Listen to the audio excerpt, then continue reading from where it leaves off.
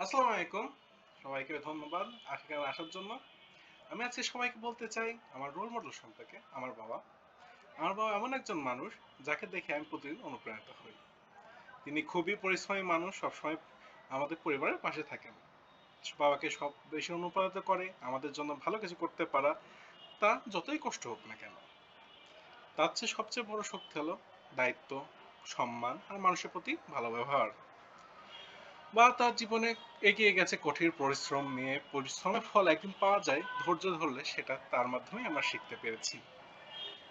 আমি কি তাকে শুধু বাবা হিসেবেই দেখি না, একজন মহানায়ক, একজন গাইড, একজন জীবনদাতা এবং সব ধরনের ভালো কিছু দিয়ে যেগুলো বোঝা যায় না সেটা নিয়েই আমি দেখি।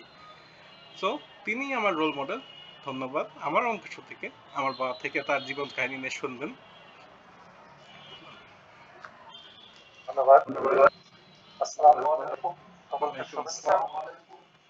প্রথমেই আমি আমার সন্তানের কথা শুনে সত্যিই খুব খুশি হয়েছি।